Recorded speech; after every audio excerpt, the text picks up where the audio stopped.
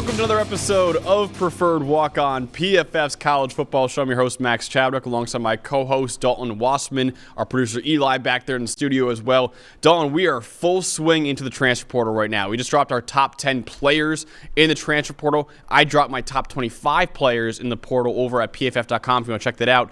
Now we're playing a little matchmaker. We're going to, match some of these guys up to some schools that we'd like to see them at, also give you the rumors about where they're actually looking at too. So if you're looking for where the top guys are going to go in the portal, this is the episode to watch right now, because we're going to say what schools we like them to be at and then also what schools we expect them to probably end up at as well. So make sure, of course, to listen wherever you get your podcasts as well. Leave 5-star reviews there, please. And also, if you leave your questions in that review, we will get to your questions in a mailbag episode that is coming very soon. I promise. It is coming. I know we've been promising that for a long time. Mailbag episode is coming. We just got to get through a lot of big things in college football is happening first. Once it starts to slow down a little bit, then we'll get to your mailbag questions, get to your takes as well. Drop some takes in there. We love hearing your guys' takes as well. Make sure you do that. And also, make sure you join our Capital One Bowl Mania group over at ESPN. I think we have around 20 people now that is in the group. Basically, you pick every single bowl game straight up, and the person who has the most right at the end of it will get a free year of a PFF subscription. Not Dalton or I. If Dalton or I win the group, we're not getting a free year of PFF subscription. We have that already because we work for PFF. But whatever winner that is not Dalton or I gets that will get the free year. So highly recommend it. It's free. It's a link in the description below. You get a free year of PFF, man, which is really, really valuable. It's over I think it's $120 a year or something like that. So very, very, very worth it. So make sure you guys do that as well. Before we get to the guys that we're going to try to play matchmaker with, Dalton, we got to start with some guys that actually committed. And we had some commitments that came in, some big-time ones as well. One of my top 10 players in the portal, Raheim Sanders, the Arkansas running back, is expected. He hasn't announced yet, but he's expected to go to South Carolina. How do you like that fit for the Arkansas star running back? I think it's something South Carolina badly needs. You talk about a team that has the 5th fewest rush yards per game in the country, and there was too many times in their offense that it just felt like Spencer Rattler trying to play hero ball and just win the game by himself. They were just very ineffective running the ball last year. They need to jumpstart it now with Rattler declaring for the NFL draft. They're trying to. Shane Beamer is going to try to build this thing the way they used to at Virginia Tech, right? Defense, run the ball, complementary play from the quarterback, maybe find a dual threat to fit in there, but they needed this really bad. They just were not physical enough, and they still have to fix their offensive line. They had the 8th worst run blocking grade in the Power 5, but Sanders is a really good place to start. Coming from a run-heavy place in Arkansas, they need balance. It was just the biggest problem with South Carolina's offense this year. They just had no balance. Even taking in a game where they were ahead on Georgia, and they had no way to bleed the clock. They had no way to stay physical with them, even with a lead. I remember when they played North Carolina, it felt like they threw the ball every play. And that was a tight game as well. They were holding, Drake May, that was not one of his better games, but South Carolina's inability to run the ball cost them a lot of games this year, and this is a good start to get a guy like Sanders. Now they just need to get some guys in front of them that can block and put the whole thing together. Yeah, you mentioned it. South Carolina really struggled running the ball. That had to do with, the run blocking was not good. The running backs weren't good either. You at least fixed one of those things with Raheim Sanders. Now, he missed 5 games this year with a knee injury, and honestly, even when he was playing, he didn't look 100% either. So only had around 200 yards this season on 62 carries. But last year is really why this is a big thing, because last year he actually, heading into this season, was my number 3 running back in the country behind Blake Corum and behind Quinshon Judkins, because last year he had over 1,400 rushing yards. That was 6th among all Power 5 backs. And what I love about Raheim Sanders is he's a big back, big back, around 240 pounds. And they call him Rocket for a reason, man. This guy has speed, even though he's a 240-pound back. He had 16 carries that went for 20-plus yards last year. That was 2nd among Power 5 backs. So a big back with great speed. Probably dances a little bit too much in the backfield for my liking, but honestly, when he finds the hole man, he hits it hard, and he is gone. So I'm really excited for him. I think this would be a really good thing for South Carolina. It's going to be interesting now because Arkansas always had a great offensive line, so it'll be interesting how it looks when he doesn't have a great offensive line. So for that reason, the fit is a little funky to me, but I also think Raheim Sanders is still a great running back that, this year isn't really indicative of how good he actually is. And we actually interviewed Raheim Sanders. It's not on this channel, but you can find the article at pff.com. Terrific kid as well. I'm really rooting for him, man. I really like this a lot. Let's get to a big-time quarterback, Dalton, that ended up transferring and committing, and that is Tyler Van Dyke, Miami's quarterback, transferring to Wisconsin, going from the ACC to the Big Ten. How do you like this fit for TVD? It's an interesting one. I get what Wisconsin's looking for because their quarterback's only made 12 big-time throws all year, and Van Dyke had twice that. He's got the rifle of an arm that he can throw it through the cold weather. That's not going to be an issue. There's kind of an element to him where he kind of looks like a Wisconsin quarterback, doesn't he? Just tall, rocket-armed, pocket guy. You know, every Wisconsin quarterback that wasn't Russell Wilson. Just can throw it through the cold weather. They're trying to open this offense up more than they used to. I just wonder if he struggled with actually what was a pretty good supporting cast in Miami. This is not the best one in Wisconsin. They had the 7th worst receiving grade in the country this year. Braylon Allen's coming out in the draft. Good pass protection, which is a requirement for Van Dyke because he doesn't move at all. But I think they're hoping that they get the early season version of Van Dyke. They can unlock that for a whole year. Because his arm can elevate an offense, just the arm strength alone, the vertical throws this guy can make. He's got as good arm talent as anybody in the country, honestly, if he's protected and if he's allowed to plant his feet and throw it down the field.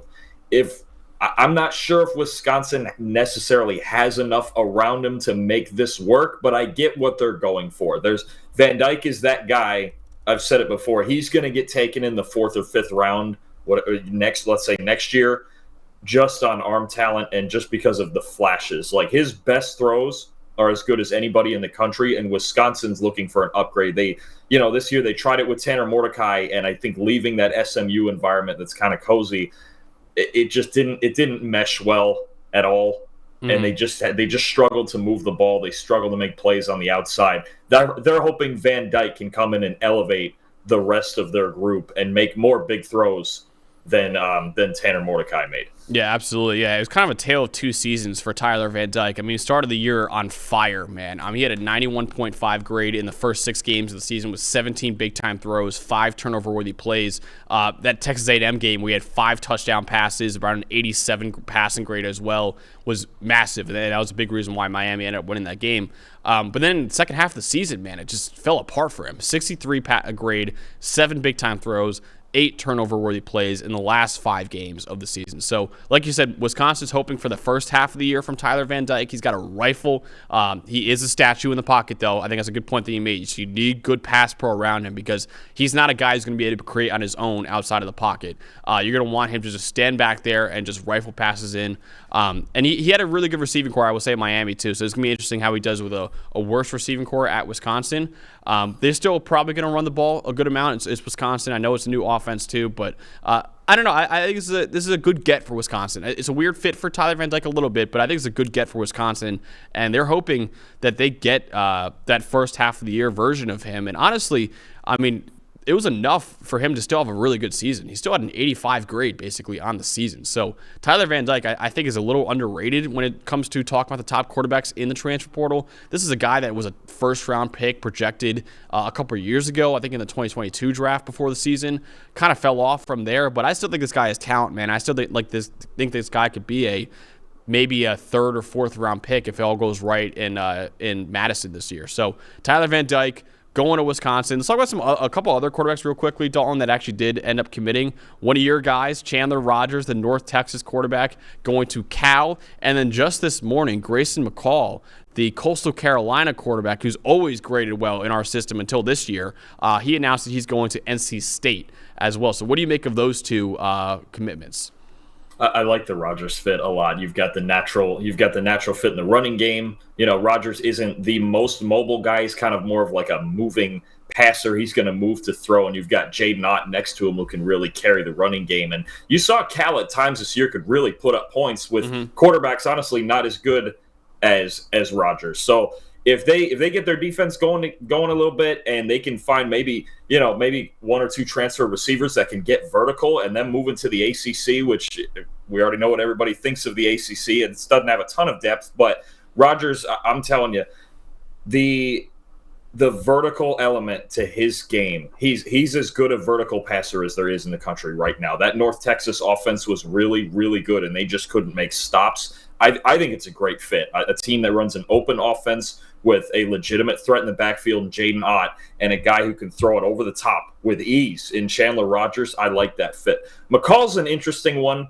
I was a little surprised he didn't leave Coastal last year when Jamie Chadwell left. I thought for sure that was coming and he was going to make a move like this last year, but he wanted to stick it out down there. He's I find him a little bit like Sam Hartman, where kind of in a weird system played really, really well. Yep. I'll say this for McCall. Definitely a gamer. As good a competitor as there is in the country. Just a decent arm, not a great arm. Good feet, not great feet, but makes like the right plays and runs at the right time. I'm curious to see, much like Hartman, because I think it worked for a while at Notre Dame, and then they had some injuries, and it kind of just didn't fully work. If this works at NC State, this could really, really work. But they run a much more traditional system, and they kind of struggled at times in the passing game this year. McCall's coming from an incubated environment, especially his earlier years. They were loaded with talent at Coastal Carolina, absolutely loaded offensively with talent. Now moving to a more traditional system. This year it was not as flashy for McCall, getting out of that kind of slow read option system and including like everything Chadwell's doing at Liberty.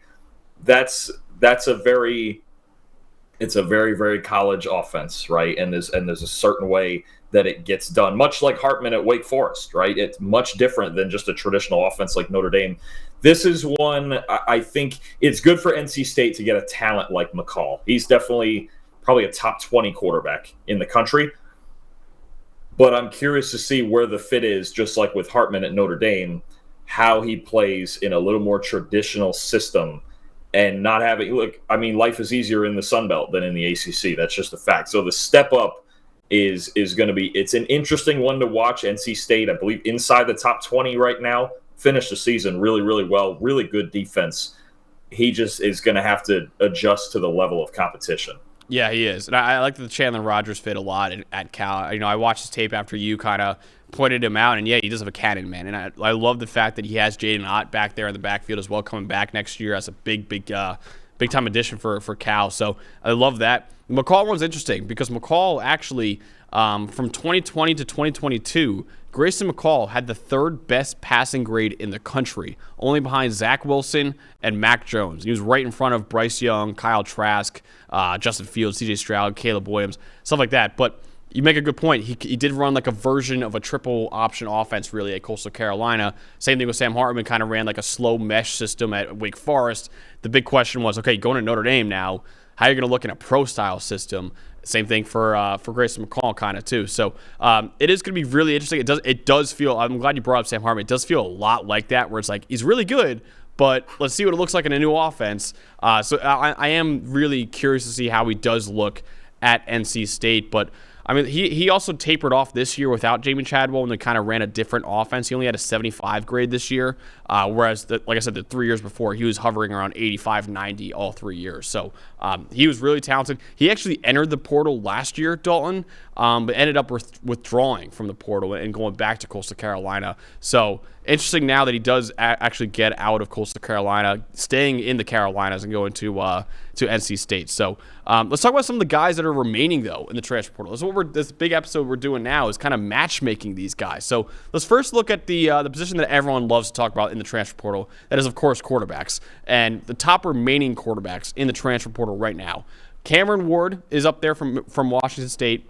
Dante Moore from UCLA, Will Howard from Kansas State, Kyle McCord from Ohio State, and DJ Umanmielen from Oregon State. Let's start off with the top guy, I think, on everyone's kind of big board right now, Cameron Ward. And there's a lot of rumors about him maybe not even transferring. Maybe he goes to the NFL draft, declares for the NFL draft, and maybe he goes to another big-time school as well. But if he does end up transferring, Dalton, what are the schools that you think he should really be looking at? I actually think the two big schools that have been rumored both make sense, and that's Florida State and Ohio State. I think you have it. Let's start with Ohio State. I think they're looking for a little bit more of a dynamic playmaker that they're used to having. McCord, I think, is a really good pocket passer, but they were missing the running element, the mobile element to their offense, and Cam can bring that. And Ohio State's always loaded with receivers. I mean, I know they're losing their top three guys right now, Harrison, Ibuka, Fleming, but he can go in there and be the centerpiece of an offense. And I think that's the difference between Ward and a lot of these other guys is Ward has shown the potential to be that centerpiece. He just wasn't surrounded with the most talent at Washington State. Florida State, I think with him, his skill set actually isn't that different than Jordan Travis. I think Travis runs a little harder. He's a little bit thicker than Ward. And the big difference is that Jordan Travis, I believe he was either the highest or second highest graded passer this year, throwing into tight windows. That'll be a big thing for Cam Ward, is knowing when to take an aggressive shot and when not to, because that's when he gets in trouble. But I think it makes sense to me for Florida State if Norvell's trying to build something with a reasonably mobile quarterback who's not afraid to sling it down the field. Ward's skill set is not that different than Jordan Travis, right? And I think it would be a seamless fit, because if he walks into next year with Tate Rodemaker, that's different. Rodemaker is like a true pocket passer, and I think he's a good passer, but if he's looking to continue to do the same things, he's got his whole counter series and read options and even design runs. I think Cam Ward can do that, where right now nobody else on his roster can do that. I think either one is a fit, and I would get the argument maybe based on a more seamless fit and less transition and changing the offense. I'd probably say Florida State's the best fit for him right now. Yeah, so I think those are the two I would say too that he should be going to. And yeah, he is. I do think he's more of a high variance player than a lot of people say. Honestly, I mean, listen, he's got a big arm. He can really make unbelievable throws. He had 23 big time throws this year, which are third among Pac-12 signal callers. But over the last 2 years, his 2 years at Washington State, he has 41 turnover-worthy plays. That is the most among Power 5 quarterbacks in that span. So he's a guy that makes some amazing throws, but also makes some head-scratching ones as well. So he is a high variance player, but also, like I said, the ceiling with him is super high. So that's why you see schools like Ohio State or Florida State, big-time playoff contending programs, want a guy like this. Now, I will say, he took a visit to Miami, Dalton, and he actually was seen with Mario Cristobal and Rick Ross, the rapper. He was seen on the Miami visit. So let's talk about the Miami thing a little bit, because I think this is honestly, it might be the favorite to land him right now. How would you like that fit in Miami if Cam Ward decides to go there? This is the thing with Cam. Cam's the one guy on this list that I don't really hate the fit anywhere. I think you just have to surround him with talent, and the big thing he really needs is a better offensive line than he had at Washington State, right? I think he gets in trouble with a lot of those turnover-worthy plays late in the play. When he's pressured, he's rolling late in the play, making a poor decision instead of just taking a 6-yard run and playing it safe, living to play the next down. Miami has those things. They're losing Restrepo, but they've got a good core of receivers. They got a good core of backs in there. I don't think there's a lot of places where Cam Ward doesn't make sense. So I get the Miami thing, and we'll see how much Florida State and Miami might be fighting over this, whether it be through NIL or whatever means. But he's a guy. I wouldn't hate that fit either. I really wouldn't. He's a more dynamic player than Tyler Van Dyke or any other quarterback on their roster. It's going to be – this is why he's the top guy on the list right now, because I think he's the one guy. I look at the rest and I go, I think there's a system thing, or like even Dante Moore's just young and might need some time. Mm-hmm. But Ward is a guy I think is the most plug and play, the most versatile passer. He's mobile. He can throw it vertically, and he can really play in any system that you want him to. I think Miami it makes sense also for them. I think it'd be a huge get if they get him, but they got some serious competition. Yeah, Miami also, a big thing about Miami. I know the Florida State and Ohio State aren't lacking in NIL either, but Miami is very good at NIL. I'm sure they're making up a very lucrative offer, honestly, to go play for Miami. So he's also, apparently Florida State is really trying to get a visit for him as well. Ohio State, obviously, I've heard USC is an option, kind of running a similar kind of offense at USC they did at Washington State. So those are some options for him. He's a terrific guy. He's also a terrific kid. We actually have an interview with Cameron Ward you can find on this channel. And I actually asked him, Dalton, when he was transferring from Incarnate Word, where he was looking at besides Washington State, and he told me Ole Miss Nebraska, and Houston were the three schools. I don't think any of those three schools are actually options now, especially Ole Miss having Jackson Dart, and they're kind of set at quarterback there. But I don't know, maybe Nebraska, maybe Matt Rule. We've heard a lot about Matt Rule making some plays for quarterbacks. I don't think they're really options now, and Houston obviously was his hometown school that he actually told me he wanted to go to Houston originally, and they never offered him. They always told him, like, hey, we're going to offer you. They never did. And I'm sure they're regretting that now because Houston obviously could really use a guy like Cameron Ward now. So, he said it was really fun telling Houston no in the portal when they told him no out of high school. It's like, oh, it feels good now being on the other side of this now. But Cam Ward, watch the interview. He's an awesome, awesome guy, and we're rooting for him. And excited to see where he goes, man, because he seems like the biggest domino left right now in the transfer portal. Next one I want to talk about, Dalton, is Dante Moore, who kind of had an up and down true freshman season. Started off on fire, started off looking like the 2026 number 1 overall pick. Then he tapered off. Then he looked like a true freshman the rest of the season. Earned a 58 grade on the season in his 6 starts. Still had the 4th best big-time throw rate in the Pac-12 this year. Still was the number 3 recruit coming out of high school, 5-star recruit, and he has 2 years of college football left, at least 2 more years, which I think is a big thing with his recruitment as well. What do you think about him, and do you think he should go to a school where he can start right away, or maybe do you think a school where he might sit for a year and then start as a junior could be the option for him? I think he could start right away in the right system. I really like your Michigan idea from the other day. I think he would be – it's a place where it's more insulated. Mm-hmm. And the run game works, and you want to work heavy off play action. I just think when he drops back and he throws the football, he looks like a pro style under center quarterback. Yeah. I think he's actually got more arm talent, more potential than JJ McCarthy does. So if McCarthy enters the draft this season, you're looking at, especially with Harbaugh, if he's going to get in the eye, hard play action, shots over the top, deep crossers, things like that. Moore can make every throw on the field, and I think you just need to give him time. I don't know. Maybe it's just with UCLA that he shouldn't be expected yet to carry the load for 40 throws a game. Right? Go to a place like Michigan. It's 20 to 25. It's heavy play action. It's max protection. It's 2 and 3 man concepts. I don't think that's a terrible fit. I know the Oregon thing is coming up now. He's going to take a visit this week, and it would make sense for him to sit for a year or two behind Dylan Gabriel and just kind of learn. I think especially that the one thing that sitting back would do, I think, is help him in the quick passing game, right? Mm-hmm. I think he wants to hold the ball and throw it down the field, and he doesn't necessarily make the quickest decisions yet, but he was a true freshman, right? Whereas there's elements of Chip Kelly's offense, it moves so fast that you have to make really, really quick decisions. We're not milking the play clock. We're getting up. We're running the ball. You have to make a quick read.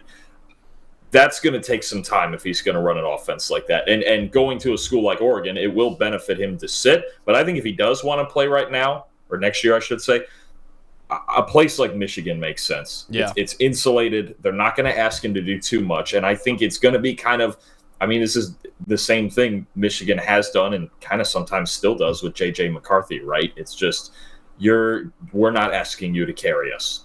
And maybe one day we will, but Dante Moore, I think in a situation where he doesn't have to do that, might be better off because he can make every throw on the field. You just have to be opportune with when you're going to do it. Yeah, I think he has a lot of potential still. I know he kind of really struggled over the second half of his true freshman season and he got benched. But, man, this guy still has a lot of potential, man. He was, like I said, he was a top 3 recruit coming out of high school, the number 2 quarterback only behind Arch Manning. So I really think Dante Moore, again, you get 2 years of him. He's from Michigan as well. He's from Detroit, Michigan. So maybe he wants to go back home to Michigan. A really interesting thing with that is whether or not JJ declares. There's a lot of rumors about him maybe coming back. If he wins it all, if he wins the national championship, I think he probably would declare, especially with Jim Harbaugh maybe going to the NFL too. That's another big thing, I think, with Dante Moore and whether or not he goes there. But Miami apparently is trying to get him on a visit as well. Miami's really trying to make a play, man, for a quarterback right now after losing Tyler Van Dyke. So I heard Miami's trying to get a visit. Michigan State, another school from his kind of hometown, is looking to get a visit as well.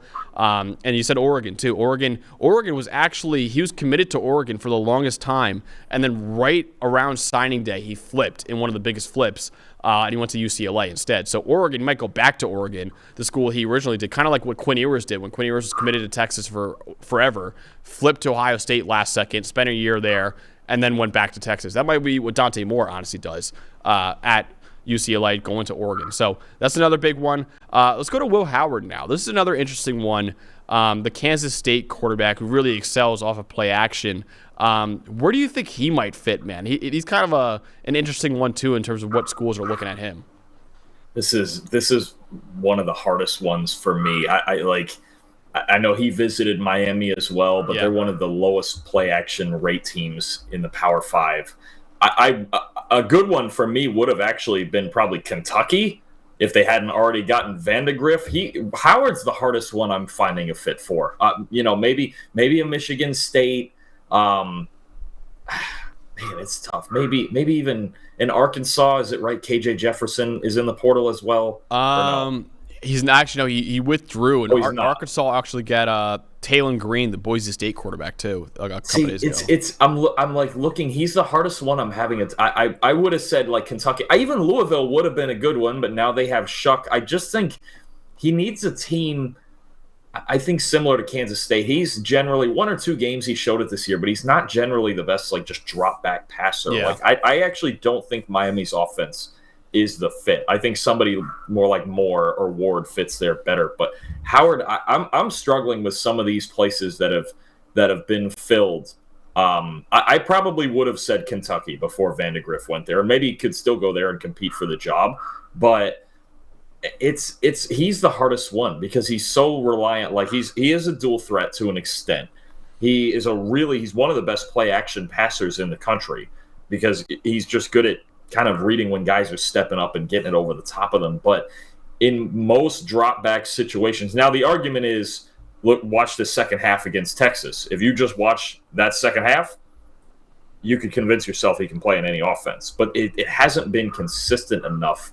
This is honestly, I think of all these guys, this has been the hardest one for me to figure out. I just think I don't know that he's a consistent enough drop back passer to go somewhere like a place like Florida State. I wouldn't put him there. Yeah. Or an Ohio State where it's like a true drop back system. I wouldn't put him there. I'm trying to think of if there's any other places that can insulate him just a bit. I don't think as much as like a young kid like Moore, because Howard's been around forever and I think the biggest thing with him, he's got big game experience, right? Mm-hmm. He's won a Big 12 title. He's played in a ton of big games. I think that is valuable to some of the bigger schools, but schematically, it's hard for me to find a fit for Howard right now, unless he's willing, let's say, to go to Kentucky, who's run heavy and kind of plays his style of football, and compete with Brock Vandegrift for the job. Yeah. So I will say, Miami took a Miami visit. USC early on was really rumored heavily for him. I don't know if I love that either. If he goes to USC, I think they've got a 5-star freshman in Malachi Nelson that's kind of waiting in the wings, and that seems to be the thing that's working for Lincoln Riley right now is just always bring in a 5-star every couple years or so and then kind of develop them into a superstar. That's what he's been doing forever, basically. I don't know if bringing in a transfer is the answer there. So USC, I don't love that. One I love, Dalton, that you actually mentioned before, and I did some digging, and I love the fit. Mississippi State with Jeff Lebby. Yeah. I think Jeff Lebby in Oklahoma, they ran play action at the second highest rate in college football this year. I think Will Howard fits that perfectly. And I think that's I think he's a solid quarterback. I think he's a pretty good quarterback. I don't think he's a superstar. I think that kind of fits Mississippi State too. So I think Mississippi State would be a good fit for him in the SEC with a guy like Jeff Lebby who runs an offense that is perfect for Will Howard. I think Mississippi State would be a good fit. But right now it seems like Miami has been kind of the favorite for him taking him on a visit. What about Kyle McCord from Ohio State? Obviously another guy who had a solid year for Ohio State. I think got too much hate, honestly, from Buckeye fans. There's kind of one school that's really been sticking out for him, Dalton, right now. What school is it?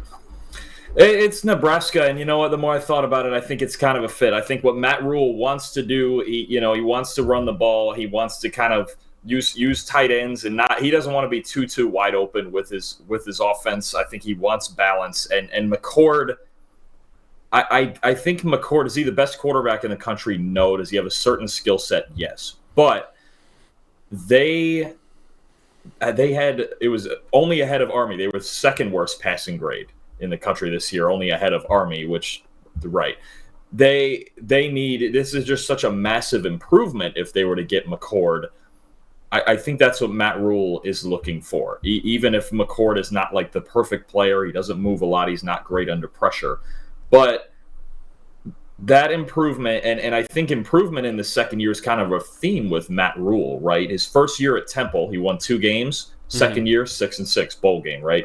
First year at Baylor, they won 1 game coming out of that train wreck that was with Art Briles and all that stuff. Next year went 7-6. His Matt Rule's thing, at least in college, is the first year assess it, the second year figure out how we're going to get better right now. And this past year, I actually give him a lot of credit going 5-7 because I didn't expect him to even win that many games. Yeah. They basically went 5-7 with no passing game at all. They have a good defense. Their defense is good. They can run the ball, and they just adding anything in the passing game is going to get them into bowl eligibility for sure. And I know the schedule is going to be a little tougher now with the new teams coming into the Big Ten, but they can play defense. They can run the ball. They got huge guys in the trenches, just massive dudes. I mean, and Matt Rule's teams always play fundamentally sound football, and I think Kyle McCord fits that really, really well. I think the improvement going from a Jeff Sims to a Kyle McCord, who again I think is underrated, got a lot of flack for nothing. He had a really good season. I know he didn't have a Heisman season. He's not one of those guys. He's probably not even capable of winning a Heisman or something like that, to be honest with you. But to get a really good functional passer, if he's protected, that's all they need, because their passing game was just non-existent this year. If they had any passing game, I bet they probably would have challenged Iowa for the Big Ten West title had they had any passing game. I believe they lost that game. Was it 13-10 to Iowa? I think so. Yeah. Yeah, I mean, if they had anything in the passing game, they could have won that division. So I think it's a good place for McCord to go and prove himself. It's a good place for him and Nebraska to just make a huge improvement as a passer. And he's not going to be – I don't think he's going to be rattled in big games, man. He won at Notre Dame. He beat Penn State. He, was 35 yards from beating Michigan. I don't see any reason for Nebraska or McCord not to do this. Yeah, I love the fit as well. And Julian Fleming, it seems like he and McCord might be a package deal. So the Ohio State receiver, they get Julian Fleming there, man. That's another huge get. Both of them former 5-star recruits. Julian Fleming was the number 3 recruit coming out of high school. Actually grew up 20 minutes away from Penn State, and everyone thought he was a Penn State lock. Everyone was like, this guy's definitely going to Penn State. Grew up a Penn State fan. And then he ended up not going to Penn State, going to Ohio State. And people asked him, like, what the heck happened? And do you remember Justin Shorter, Dalton, the transfer to Florida, ended up he's on the Bills now. So Justin Shorter, coming out of high school, was a top 10 recruit in the country. Actually, his older brother went to my high school. I was actually friends with his older brother. He went to the school right around me too. But Justin, top 10 recruit in the country, getting Julio Jones comparisons, goes to Penn State, was terrible. I mean, not even. I can't even say he was terrible. We just didn't use him at all. Penn State did not use him at all. Big bust. He went to Florida, had a solid career at Florida. Now he's in the NFL with the Bills. Good for him, honestly. But Julian Fleming is like, I saw what happened to Justin Shorter at Penn State. He's like, I don't want that to happen to me either. He literally mentioned that, and I was like, wow, okay, that makes a lot of sense. So hopefully Fleming is rumored Penn State as well. I would love that. But right now it seems like it's going to be a package deal. It seems like Kyle McCord and Julian Fleming are both going to go to Nebraska, who actually have been recruiting really well. Right now, Nebraska has the number 24 class in the country coming in next year. Matt Rule is doing things, man. He's doing some good stuff. So I think people forgot, because of all the Carolina Panthers stuff, how good a coach Matt Rule is. Awesome everywhere he's gone. Awesome I remember when he turned around Temple. Yep. And anytime you turn around Temple, that's like a miracle. I believe, was it 3 or 4 straight bowl games at Temple? Just things that they just don't do. Yeah. And then to take that Baylor job after everything they went through and turn it around literally in the second year. Yep. And then I believe, did they win the Big 12 with him one year? Something like that, yeah. I mean, Matt Rule's a really darn good coach. He may just not be an NFL coach, and we've seen how that Carolina Panthers situation is. Yeah. That guy can really, really coach, and he can turn things around quick. If you get both of those guys in that passing game that basically was nothing last year, and you add it with their defense and their horses in the trenches and their ability to run the ball, I think you have a reasonably dangerous team on that side of the conference. And dude, I mean that'd be phenomenal. He's a culture builder, and honestly, Nebraska needed that again. So he's that guy. I love that hire last year, and he is working out great. Not only that, Dawn. I know we're not really talking about high school recruits right now, but I don't know if you saw this. Dylan Raiola, the number 3 quarterback in the country, who is right now committed to Georgia, he apparently, all the rumors are, he might flip to Nebraska and go to Nebraska instead. 5-star quarterback Dylan Raiola. I don't know if you know this, Dawn, but his uncle, Donovan Raiola, is the offensive line coach for Nebraska. And his father, Dominic Raiola, I believe, was a legendary center for Nebraska, played for the Lions for a long time, but he's a Nebraska legend as well. So it's kind of a Nebraska family, and everyone kind of thought Dylan might go there. Then he committed to Georgia. But right now, the favorite to land him right now is Nebraska. Everyone thinks he's going to flip to Nebraska. So if Matt Rule can get Kyle McCord, Julian Fleming, and then Dylan Raiola to take over after Kyle McCord, I mean, that is awesome for Matt Rule. So that's something to keep an eye on too as we get into National Signing Day, is that Dylan Raiola, the number 3 quarterback in America, 5-star quarterback, might flip from Georgia, the defending back-to-back national champs, to Nebraska, which would be honestly insane. But yeah, Kyle McCord seems like Nebraska is the heavy favorite for him. I'd honestly be shocked if it's not Nebraska at this point, with all the signs that are pointing to that. So seems like he's going there. There's another really interesting one. DJ Umanmielen from Oregon State, Dalton. What do you think he might do, honestly?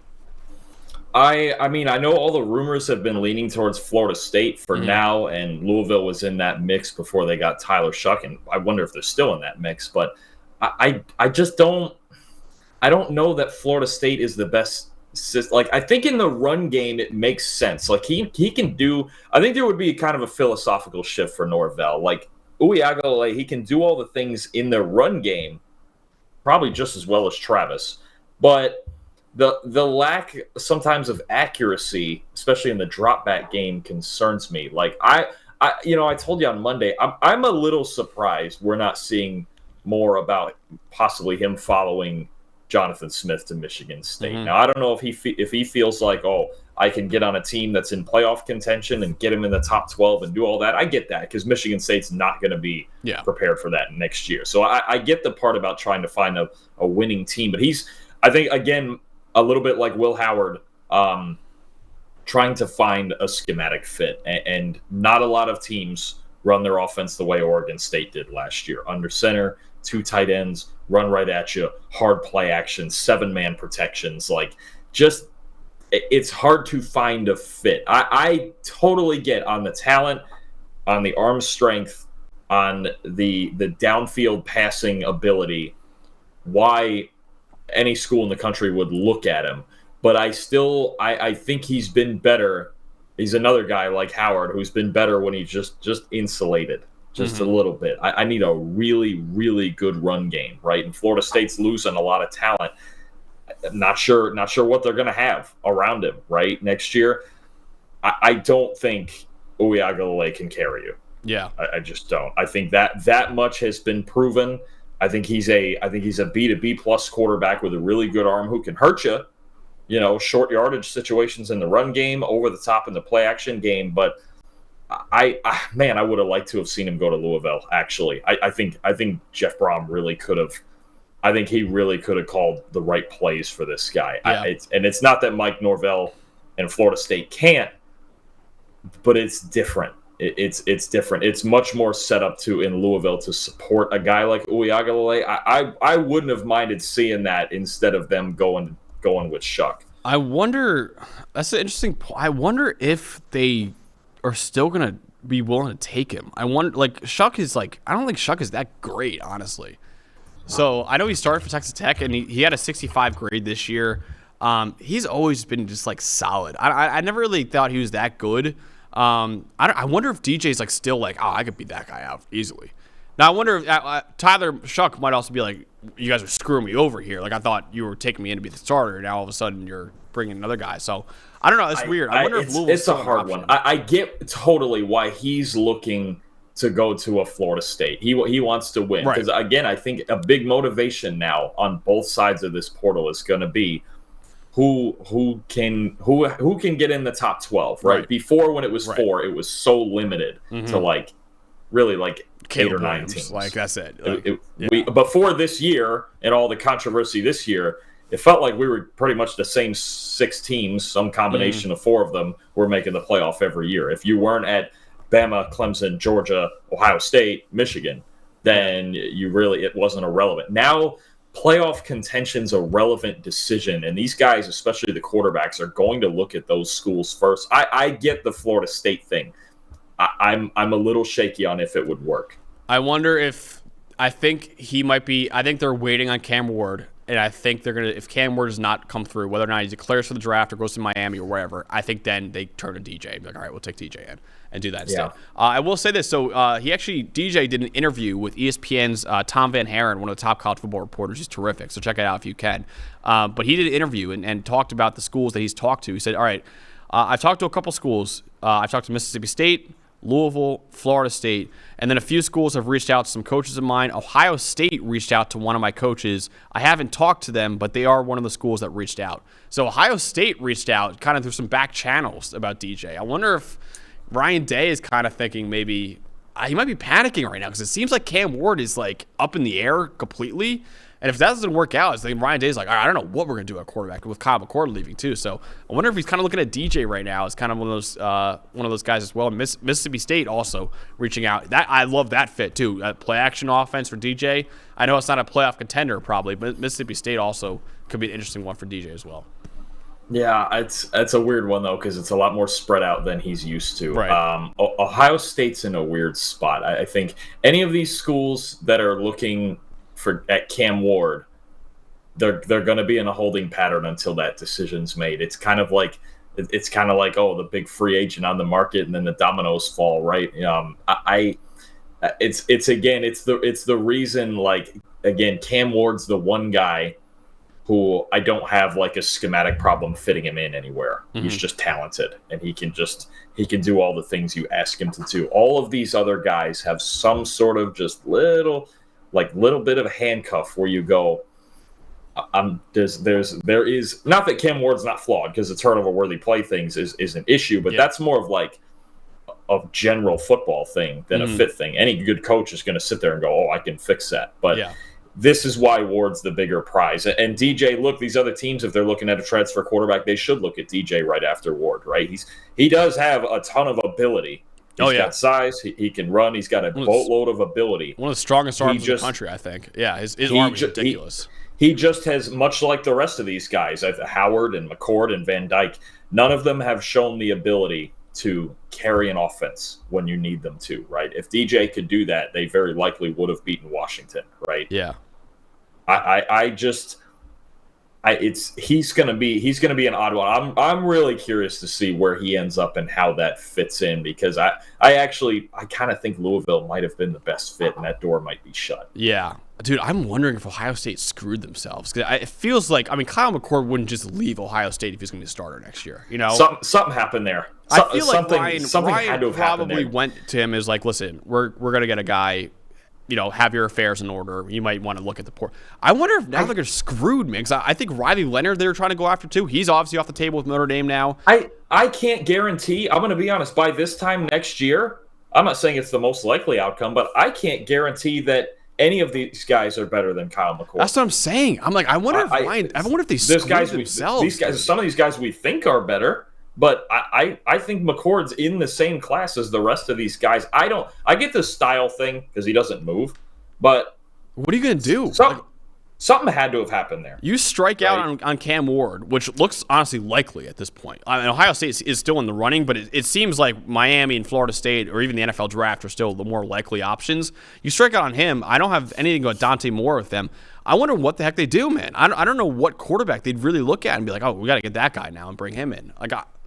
I don't know. I wonder if this is a mistake by Ohio State kind of forcing McCord out of there. I don't know. I heard Riley Leonard was an option for them. They were really going after him. He obviously decided on Notre Dame. Check out a Riley Leonard Notre Dame video. But I wonder if Ryan Day's kind of, maybe he calls up McCord and is like, listen, please come back. Honestly, now we'll have you again as a quarterback. I don't know. I'm worried about Ohio State. It's hard, man. It's hard to get rid of a guy who went 11-1. I'm just wondering, and I know, and look, wouldn't you have liked to have had him being in the system and on the team and all that when you're losing Harrison and Ibuka and Stover and a bunch of D linemen? And I mean, unless it was a McCord decision going, man, our team's not getting any better than it was this year. Yeah.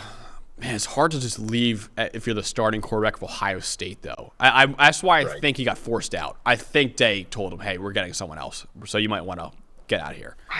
It's weird, man. It's a weird. I wonder. I don't know who they think they're going to get, but it was far and away the most surprising one. Yeah. Of all of them, because I just didn't. I thought they had, despite the loss to Michigan, I know everything's measured on that one game. I thought they had a really successful year, considering there was such a question at that spot. And McCord, he wasn't the best quarterback. He wasn't the best quarterback in the country, but they made it happen. Yeah, they made it happen. That's why I wonder if Day's regretting it right now. I wonder if they got a little cocky and thought, oh, we're Ohio State, we can get any of these guys. And now they're kind of, the chips are falling. They're like, oh, shoot, like maybe we've kind of screwed ourselves. So I don't know. That'd be an interesting one. Before we move on to quickly to the non-quarterbacks that we want to talk about, I wanted to bring this up too because I think it's a really interesting storyline that not a lot of people are talking about. We have, Dalton, a couple former 5-star quarterbacks who have sat on the bench for 3 years and have basically been backups for 3 years. We have no idea what they are. In Brock Vandagriff, who's going from Georgia to Kentucky, Ty Thompson, the Oregon quarterback who entered the transfer portal. We don't know where he's going to go yet, but I'm really interested in those two guys, man, because they were the same class as Caleb Williams and Quinn Ewers. And like I said, 5-star quarterbacks coming out of high school. 3 years they sat on the bench. You never see that. You usually see 1 year on the bench, and then after that, if they're not going to be a starter, they get out of there, they transfer. These guys spent 3 years on the bench and now are finally in the portal now. So I'm interested in seeing what Vandagriff does at Kentucky and what Ty Thompson does, honestly, at whatever school he goes to, too. Yeah, I agree, and I think they're good upside plays. I think Kentucky getting Vandagriff, and he's kind of mobile. He's kind of a lot like the quarterbacks they've had recently, right? But I think you have a couple of things, and some of this is circumstantial, where you had back in 2020, like you look at the guys they were sitting behind, right? Stetson Bennett, who was in college forever. You know, obviously all these guys got the extra year with COVID year. Bo Nix was in college forever. Mm-hmm. Dylan Gabriel's been in college forever, and they were all really good players, and they just didn't get an opportunity. And I actually give them credit because there's so many guys who the second, especially quarterbacks, the second they're not the starter. Oh, yeah, out of there. And it's then, Vandagriff could have easily left last year when they named Beck the starter. Mm-hmm. Easy. I give these guys credit for sticking it out.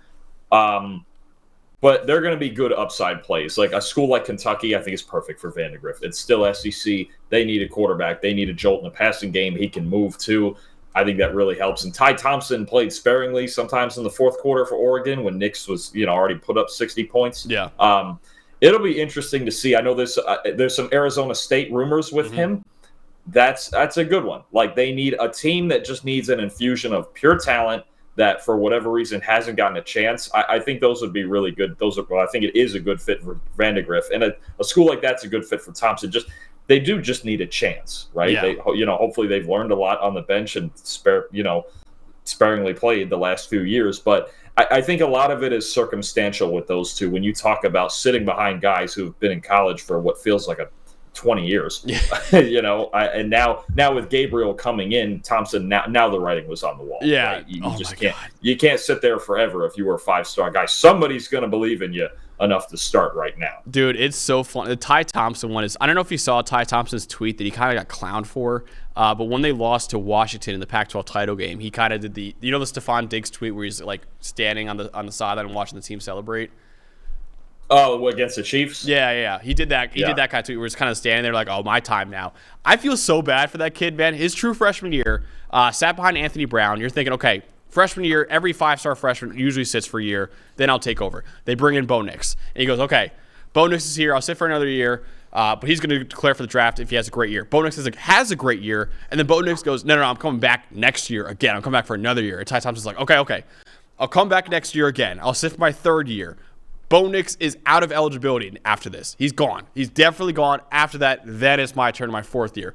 And then Dan Lanning goes, no, we're actually bringing in Dylan Gabriel. It's hard, but the portal's made it hard for, I think recruiting is changing so much, especially at quarterback, right? Like you can still keep recruiting D linemen, O linemen, receivers, because you got 1 million of them on your team. You can put 4 or 5 on the field at any time, right? But the quarterback, you can only have one. Yeah. Right? You only get one starter. The talent's getting spread out. I mean, I think there's a couple of things going on with this portal now where, like, obviously it used to be, right? Well, essentially what Clemson is doing now. Okay, we had Watson, and now it's the Trevor Lawrence era. And now it's the Cade Klubnik era. And we're going to ride that out to the end. Like, everything, the way the portal is now, you can get experienced, really good football players basically anytime you want. Yeah. Winning this year, it's almost more like the NFL. Winning this year, there are almost no more long-term projects in college football, man. Matt Rule, you're probably, if you go to a new job, you get 1 year, like Matt Rule got it at pretty much every job he's had, but at Nebraska, where it's like, okay, figure it out, look at it, analyze it, go. Like Mike Elko, this year, he's going to get a pass at A&M. Next year, he's going to be expected to win because you can infuse talent so much quicker now. But that's going to be the dilemma for some of these 4 or 5-star quarterbacks. Is it's only one spot to start on every team. And if the problem is being willing to wait doesn't work anymore. No, doesn't, because they'll just go get an experienced one. Even we've seen, LSU will go get a Jaden Daniels. 5 of the last 7 Heisman winners are transfers, right? You can go get a junior, senior quarterback, a really good football player anytime you want. And you can pay them whatever you want, right? It's I think, Dante, if you're going to be a 5-star guy and you expect to start as a freshman, you better be it. Yeah. You better be it now, because the number of ways to get replaced now, it's insane, dude. It's off the charts. I mean, and you've seen teams, and I think the other one too, like TCU last year, going from 5-7 to national title game, right? This can happen. This can happen now. And now with a top 12, you just went, I think, with a 12-team playoff. You just went from really 7 or 8 teams a year are in national title contention to probably at the beginning of the year 30 to 35 who feel like they can get there. Plus, honestly, probably 10 to 15 teams every year in the group of 5 that feel like they can take that 12th spot. Right. I mean, everybody. I mean, think about now you've got, I don't know, let's just say a Boise State feels like their team is loaded up enough that they could go 11-1 and get ranked and get the 12th spot. And I know we've seen it a few times and it hasn't worked all the time, but we've seen group of 5 quarterbacks come up and be really good. I think about Jackson Dart, somebody like that, right? When do some of these big-time kids start going, you know what? Let me go to a Liberty. Let me go to a Tulane. Let me go to one of these big group of 5. Let me go to Boise State. And we'll backdoor it and we'll get in that way because rightfully now the group of 5 gets one spot. Let me go to Memphis, right? Let me go to SMU. Or what if Dante Moore, let's say, I don't know, something, Preston Stone left. What if Dante Moore went to somewhere like SMU with Rhett Lashley? Yeah. Is that crazy? All of a sudden, oh man, they look like they're going 12-0. Yeah. Right? I think the quarterback talent is going to start getting spread out like this. And these 5-star guys, the days of sitting for 2 years behind somebody and just waiting your turn, it's gone. Yeah, this portal's killed it. That's why it's insane, man. With Vandegrift and Ty Thompson, it's they literally could have declared for the draft this year, and we still have no idea who they are. It's crazy. It's not, and for them, it's not worth sitting. No, exactly. What has Ty Thompson gained in the last 3 years if he can't play at a school like Oregon? He's just sitting there. That's what I'm saying. You could commend them all you want, be good for that. Honestly, but it's dude, you should have been out of there before that. Honestly, so. The days of all that loyalty and all this, we can do. Gone. They'll still do that. They'll still do the hat thing with the recruiting forever. But that's like a 9-month commitment now. That's what we have. Yeah, you gotta look out for you and you alone in this era, man. Honestly. So real quickly, so I know we kind of went long with the quarterbacks there, but obviously there's a lot to go on with those quarterbacks. Let's go over quickly the top non-quarterbacks that we had. So I think our top non-quarterback for both of us, Dalton, was Princely Umanmielen from Florida. Right now, Ole Miss seems to be the favorite for him. He visited Ole Miss on Monday. What do you think about that fit, and what do you think about any other potential fits that you might think about him for him too? I think a guy like him, I think defensive linemen, they talk about this sometimes in the NFL draft too. Defensive linemen are the easiest guys on the field to put in on darn near any team. Now, sometimes there's a thing of actually Ole Miss defense is one of the weird ones because they kind of run this 3-3 kind of traditional pass rushers don't always fit, but a guy with Umanmielen's talent, you either move things around for him or you just let it rip. D lineman, he fits anywhere to me. He could fit at Ole Miss, he could fit at Georgia, Bama, Tennessee, wherever you want him, because he's just pass rushers fit anywhere. Doesn't matter. I think Ole Miss needs to end up with one of these guys. Obviously, we're going to get into like a couple other guys, especially out of the SEC. Ole Miss needs anything they can get in their front seven. It's always the weakness. Lane Kiffin can call plays. They can make big plays. They can run the ball. The back end's kind of supported with the system the way it is, but they need guys up front. And I think that would be a good fit for them. Georgia, Alabama with their guys leaving. I mean, pass rushers, and we're going to get into a couple more of this caliber. They fit anywhere.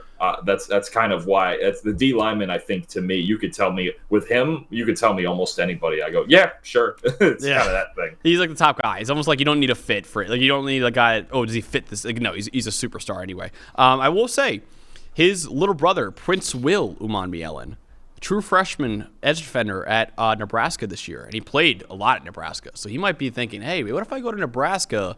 Matt Rule seems to be having some NIL bags if he's handing out to Kyle McCord, Julian Fleming, Dylan Raiola. Maybe he's got some money left over for Princely Umanmielen as well, man. If you get those two edge defenders, the kind of brotherly duo at Nebraska at edge defender, I don't know. Maybe I see he seems like an SEC guy. He seems like Princely's going to stay in the SEC. But I wouldn't be shocked if he goes, I love Matt Rule. Family loves Matt Rule. I know that for a fact. Maybe he goes to play with his little brother at Nebraska, too. That'll be interesting. All right, number 2. Walter Nolan. He seems to be the guy that everyone thinks is the number 1 player in the portal. This guy was the number 1 recruit coming out of high school in 2022, right above Travis Hunter. This guy was number 1. He seems to be also, Dalton, looking at Ole Miss. Ole Miss right now is the favorite for Walter Nolan. Oregon has also really been up there for him as well. What do you think about Walter Nolan and where he might be able to go? Same thing. Talent plays, and defensive line talent plays anywhere. Inside, if you want to go 3-man front like Ole Miss, you want to go 4-man front like Oregon or USC. Even I think I don't know why we haven't heard USC in this conversation. They badly need pieces up front. Missouri, who was also looking at Aeneas Peebles, would make some sense. They need help in the middle. This is another one. Talent plays anywhere. This would be a centerpiece for an Ole Miss, for a USC, for a team trying to build a front seven. Yeah, absolutely. I think any of those make sense. If it is Ole Miss, same thing as Princely, just let it rip. Put them right there in the middle and let it rip, man. Because it's exactly what they're missing. Ole Miss makes a ton of sense as a fit to me. Dude, can you imagine if they get Walter Nolan and Princely Umanmielen? Maybe the top 2 D linemen in the portal right now? That'd be insane. You start talking about them in and they finished, are they 10th or 11th right now? Yeah. You start talking about them as serious playoff contenders. Absolutely. So I feel like actually all these top 5 guys are actually all defensive players. Maybe we'll talk about some offensive guys really quickly after this. But next up, Tyler Barron from Tennessee, another edge defender, kind of the unsung hero, I think, on that defense. James Pierce Jr. gets a lot of the love, but Tyler Barron was also terrific this year. It seems like kind of the same thing, right? There's no rumors about Tyler Barron, about where he might go, but he was terrific this year for the Volunteers. It kind of seems like the same thing, or it's kind of like, hey, anywhere fits for this guy. He's a stud. Oh, wouldn't you love to see him take Dallas Turner's spot at Alabama? Oh, dude, that'd be awesome. 6'5", 260, get after it. I know James Pierce is younger and got all of the accolades for Tennessee, but this dude was nearly as good, man. I'm telling you, he's got length. He can do anything you want in an edge defender, man. I'm telling you, it's just. I'd love to see him go to like an Alabama as like the star of the show with Turner and Braswell leaving. That right there would be a fun fit. And I know, again, pass rushers fit anywhere, but I think Alabama's going to need 1 or 2 of these guys, I think. Yeah, absolutely. All right, next guy we're going to talk about, I think Alabama would be perfect too. BJ Green from Arizona State, another guy, edge defender, terrific pass rusher. He had the highest pressure rate in the country last year, actually. And he was also, I think he had the 6th most pressures this year as well. Really no rumors about him either. There hasn't really been any news about him or where he's looking. Where do you think he might be looking to go as well? I would, if it was me, I would leave him on the West Coast. I'd send him to USC. I would love that. I think with DeAnton Lynn in there, the coaching that UCLA's defensive line got last year, and that terrific crew, I think Lynn is going to try to build the same thing. They need defensive linemen. Bear Alexander is really good, but they need more. They just need more in the front seven. They need to find a way to stop the run. That's where I would go with that. Honestly, this dude low key was one of the best pass rushers in the Pac-12. USC has seen him in person. He had 6 pressures against him when they played Arizona State. Arizona State gave him a ton of problems in that game, forced a fumble. Also, if I was Lincoln Riley, this is a guy I'd be looking at. Yeah, I think USC will be a terrific fit as well. Danton Lynn, they got the North Dakota State head coach also joined Lincoln Riley's staff, who's a defensive guy as well. That'd be terrific as well. Next guy I want to talk about real quickly in the secondary, Andrew Makuba from Clemson. Kind of a slot corner, free safety, box hybrid player. Had a terrific year at slot corner this year. Was terrific as a true freshman, basically playing mostly safety. Last year he struggled, but also he had injuries that most players would not even play at all with what he was dealing with. He had a sprained MCL, dislocated elbow, among other injuries too. He played through all of that. He struggled, but also who wouldn't struggle with all those injuries? I think Makuba is a really good player. It seems like, Dalton, right now, it seems like Texas is the heavy favorite to obtain Makuba's services this year. Yeah, I think that's a perfect fit. You're about to see Texas secondary get the ultimate stress test in this semifinal game, man. They haven't always held up the greatest against the top passing teams. I'll get into more numbers later when we get into the preview of that game, but I think it'd be a good fit to get this level of talent, of versatile talent at that inside safety slot. I think about Brian Branch, that kind of skill set. That would be, I think, Texas. If there's one thing missing, and if they don't finish off a national title run here, I wonder. We know their front seven's great. I wonder if the secondary can hold up, and they still needs an infusion of talent. This guy Makuba would really be. It would help them a lot on the back end. It's the one thing, especially now going into the SEC with some of those high-flying offenses. They need to keep building this secondary. Yeah, absolutely. So those are kind of the top guys that we think, and those are all defensive guys too. Are there any other guys, Dalton, that you want to bring up? Those are my top 5 available players in the portal. Is there anyone that you want to talk about and the fits that you might like for them as well? I'm just going to keep saying it till it happens. But send Trevor Etienne to Georgia. It's going to happen. I just want to see it. I just want to see it. I want to see him in their scheme getting downhill, toss sweeps, pulling guys, power, everything that they do. I really badly just want to see Trevor Etienne at Georgia. Dude, I think it's good. I saw a report yesterday that is very likely he's going to end up at Georgia too. So Trevor Etienne to Georgia. Ole Miss, dude. Ole Miss is. I'm looking at right now the favorites to land on a lot of these top guys. Ole Miss can make a play this year. Juice Wells is the heavy favorite to go to Ole Miss right now. The South Carolina receiver, who a lot of people think is a top receiver in the portal right now. I think it might be Colin Lacey, the South Alabama guy. But Juice Wells, South Carolina's receiver, right now Ole Miss is the heavy favorite for him. I think that'd be unreal if they can get him with Jackson Dart there. Colin Lacey, like I said, the South Alabama receiver. Texas A&M seems to be the favorite for him right now. That'd be another huge get for Mike Elko if they can get him. So those are some of kind of the other top guys. The offensive line class is solid, but it's not, there aren't any really superstars in there. Chase Pasantis, the A&M tackle, favorite to go to LSU right now. So it's going to be interesting, man. It's going to be a really, really interesting portal, and we'll obviously react to a lot more of them as they happen.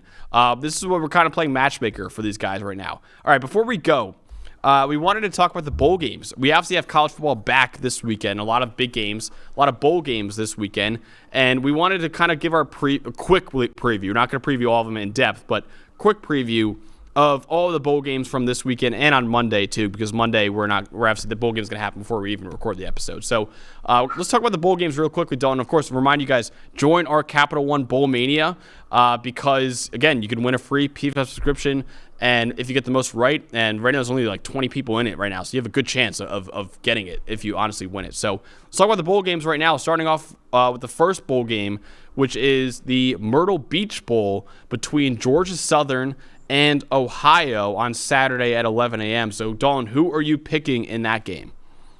I like Ohio. I like their defense a lot. They've only given up 24 points once this entire season, and Georgia Southern's a little cold. They've lost 4 games in a row after starting. I believe they started 6-2. Ohio's defense is the difference for me in this game. I'll take the Bobcats. Dude, I'm taking the Bobcats too, and Georgia Southern's actually favored by 3.5 points in this game. I don't know how. I think Ohio is the better team. I think Ohio right now is they're 9-3 in the season, and Georgia Southern is 6-6. I don't know how Georgia Southern is favored by 3.5. Maybe there's some transfers that I've missed, but yeah, I think Ohio's defense is really good. I also think the offense is really good.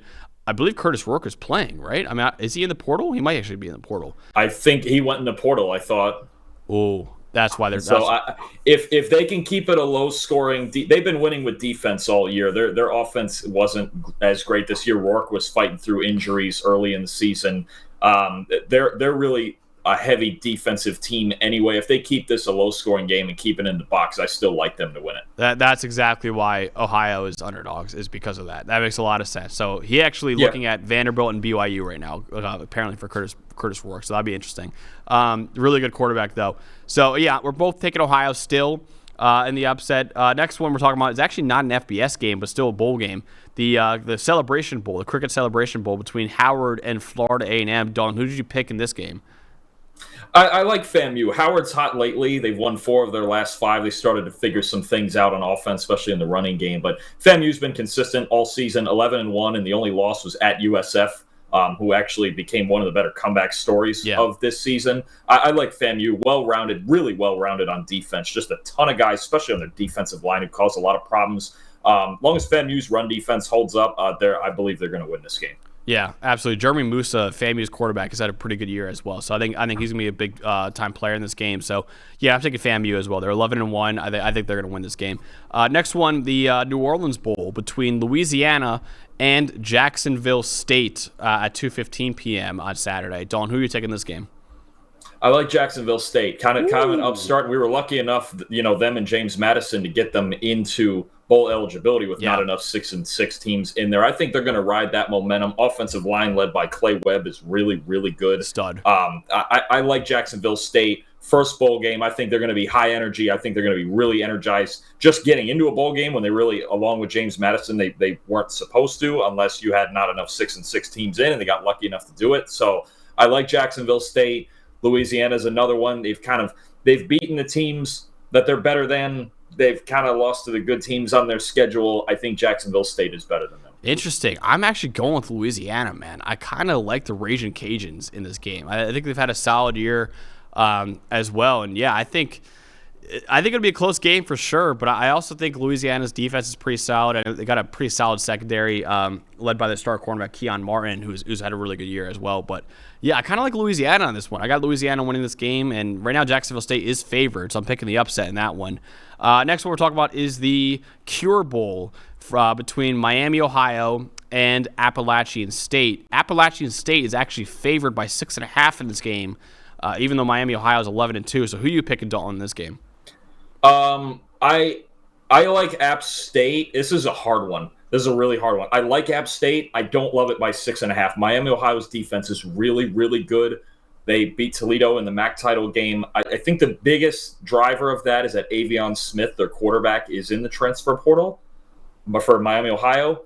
So it's going to be the same thing as Ohio. It's going to be ugly defensive MAC football if they win the game. I do think this is going to be a tight-knit game, and the biggest thing is Joey Aguilar not turning the ball over, right? Yeah. Makes big throws, but also can make a lot of big mistakes. I like App State's offense a little better in this game to find a way to scratch it out, but I wouldn't love that 6.5 number picking them there. This is going to be tight. Miami, Ohio's defense is really, really good. Yeah, so Miami, Ohio, obviously on Henry Heston now, the new quarterback. But I'm still taking Miami, Ohio. I think they got a really good defense. App State has a good offense, don't get me wrong. But I think Miami, Ohio has a really good defense. And I think it'll be a defensive game. And I think Miami, Ohio is going to ultimately come out on top. The MAC champions will ultimately come out top in this game. Actually, I picked App State in this game. Never mind. Excuse me. I picked App State in this one. I'm looking back at my ESPN picks. You still have time. You still have time to change it if you want. I'm actually screw it. I'm going with my initial gut reaction. I did that with one of these games. Yeah. I don't want to lie to you guys. I don't want you guys to join the group and then all of a sudden see my picks and be like, "Oh my God, did Max lie to me?" No, I picked App State. I'm gonna stick with App State. My bad. Oh my God, I do think it'll be a close game. That's why I initially was like, "Oh, maybe Miami, Ohio will pull it out." But no, I'm going with App State. I do think App State's gonna win this game. So that was bad on my part. My bad. Next one, the New Mexico Bowl between Fresno State and New Mexico State. Dawn, who'd you go with in this game? I like New Mexico State. I like their running game a lot. I think Fresno also, Jeff Tedford is out for the bowl game I believe for personal reasons. But New Mexico State, I was actually really impressed watching them in the Conference USA title game against Liberty. They didn't lose that game offensively, man. Diego Pavia got it going, dual threat. I believe actually he got hurt at some point in the second half. They had a backup come in and play really well. I like their offense. I like what they have going in the run game. I think they're going to score enough points to take down Fresno. Yeah, I got New Mexico State as well. Make sure I have New Mexico State. Yes, I did pick New Mexico State in this game. Yeah, I think they're a better team than Fresno State. I think Fresno State kind of had a hot start to the year. Everyone kind of thought they'd be the Group of 5 team in a New Year's Six bowl. Tapered off, obviously down the stretch. I think New Mexico State really good offense. These are two teams that don't really have good defenses. I think this could be a high scoring game in this one, but I do like New Mexico State a lot, and I really like what they have with Pavia at quarterback. He's a really good player. Next one we're talking about is the LA Bowl between UCLA and Boise State, and I believe, this is the first time we're talking about a Power 5 team in one of these, so it'll be interesting. UCLA obviously missing a lot right now. Latu's not playing in this game, but do you think that the Bruins will still end up beating the Broncos in the LA Bowl, Dalton? This is the fun matchup, right? You've got Ashton Ginty in the Boise running game against, I believe, the Murphy twins are still going to be playing, right? I think so. I know Latu's out. There's several other pieces out. UCLA's lost a ton of guys in the portal, but I think UCLA in a de facto home game and their defense, if you shut down, and Talon Green is out for Boise too now, he's gone. I think you've got a UCLA defense that's still going to play well. If you stop the run against Boise, you can beat them. I think they're going to pull it off. I think it's going to be ugly, and if Boise wins, Ashton Ginty is going to break through for a big day. But I like UCLA's defense in this game. Yeah, so do I. I mean, you got right now Maddox Madsen is the quarterback for Boise State most likely in this game, and he's solid, man. But you're losing Talon Green. That's a big loss for them. Boise State's offense, besides Ginty, is not very good at all. Their receiving core especially is really struggling. So I don't know if they're gonna be able to throw the ball on UCLA. Who's actually got a really good. UCLA's got a good secondary as well. It's gonna be interesting. And I don't know if Danton Lynn's actually coaching this game or not for UCLA. I wonder if he's already at USC. That could be an interesting storyline as well. But yeah, I'm picking UCLA in this game as well in the LA Bowl to beat Boise State. The next one that we're talking about is the Independence Bowl between Cal and Texas Tech. Texas Tech, the Red Raiders, right now are favored by 3. Dylan, who do you think is going to win this game?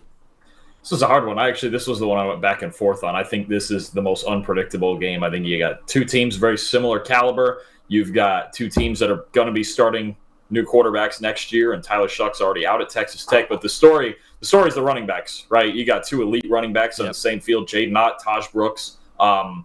This is as unpredictable a game as it gets. I lean Texas Tech. I trust their defense a little bit more, but this was the hardest game to pick. I actually flipped from Cal to Texas Tech after I had looked at some things, but I'm the least confident out of all these games in this one. Sometimes you get bowl games that are just so justifiably even, and this is one of them. I'll take Texas Tech. I have them in the Bowl Mania, but I will tell you this one. If there was a game I can tell you I have no idea who's going to win, it's this one. Yeah, I'm taking Texas Tech as well. I think the Taj Brooks. Did you see Taj Brooks announced he's going back to school? Big get for Texas Tech. That's a huge get. I mean, he might be a top 5 running back in the country heading into next year when we do our rankings. I mean, he's a terrific player. That's a really big get. So, that's going to be interesting what they do with him and Baron Morton, who actually has been kind of the starter all year for Texas Tech in place of Tyler Shuck. He's been solid as well. I think this will be a running game. I think you hit the nail on the head. I think this is a game that will be won or lost by Taj Brooks or Jaden Ott. That's clearly the top 2 guys in this game, honestly, probably. So, yeah, I think whoever stops the run, whoever runs the ball better, is going to win this game. I ultimately think Texas Tech is going to come out on top, and it should be a really good game. I think I'm really excited for the Independence Bowl. Last one we're talking about is the Monday game on 2:30, which will be going on pretty much when we're recording this podcast, so that's why we're previewing it now. It is the famous Toastery Bowl between Western Kentucky and Old Dominion. Who are you picking this one, Dalton? I just want to know where they come up with the names for these. This is a tough one. You got some serious contrast here. You've got Western Kentucky, as always, with the high-flying passing game. Austin Reed, really a gunslinger, and I'm not sure if Malachi Corley is playing in this game, but it's the same old story at Western Kentucky with the passing game, trying to just score as many points as possible. And Old Dominion's the other way. Jason Henderson in the defense, keeping it together, especially in run defense. They are just nasty, man. Henderson leads that crew, and they're physical. They're nasty. I'm going to take Old Dominion. I think Western Kentucky's been a little inconsistent this year. If Austin Reed is clean with the football, I definitely see a road for them winning this game. But I like Henderson in the Old Dominion defense to cause some problems. Yeah, I'm picking Old Dominion. I'm picking Old Dominion in this game as well. I think it'll be. I think it's gonna be a great game. I don't know if Malachi Corley's playing or not. We actually interviewed him. He's a terrific guy as well, but I'm not sure if he's playing. But I think these are two offenses that kind of struggle. But I think Western Kentucky's a little bit worse, especially if Malachi Corley's not playing. And then two, pretty even-ish defenses as well. So, but I think Old Dominion's ultimately going to come out on top in this one. They're favored by 2.5 points right now. I think that's about right. So I'm picking Old Dominion in the famous Toastery Bowl. So we'll go over other bowl games next week as we get through them. The Tuesday bowl game, the South Florida Syracuse bowl game. Of course, my alma mater. I'm excited about that one. But we'll go over that as we get through them. But it was kind of our preview of all the bowl games on Saturday and the one bowl game that's on Monday as well. So again, remind you guys, please join the group that's in the description of our Bowl Mania, where you have to pick basically all 43 bowl games. And the winner, the person who gets the most right, besides Dalton and I, because I'm sure Dalton and I are going to go 43 for 43 on these, but the winner, besides us, will get a free PFF subscription for an entire year, which is very valuable. And again, this is free. You don't have to pay anything to join this group. You can just join it, make your picks. It takes about 10 minutes, and you have a shot at winning a free PFF subscription for an entire year. So highly, highly recommend you guys do that, and do it before Saturday, because on Saturday, those lock, and you can't do it anymore. So make sure you get it done before Saturday as well. And, of course, leave a 5-star review on our podcast as well. Leave your questions, please, on the podcast. And, we're trying to grow the podcast channel a little bit more with our YouTube channel. So please leave reviews there, leave your questions there, leave your takes there. We'll react to them, I promise, very, very soon. That's what we got for our episode, kind of playing matchmaker in the transfer portal. We'll be back, of course, next week with more stuff probably on the transfer portal and more stuff about everything that's going on in college football between bowl games and coaching hires and all that. But for Dalton Wasserman, for producer Eli back there, I'm Max Chadwick, and we'll see you guys next time.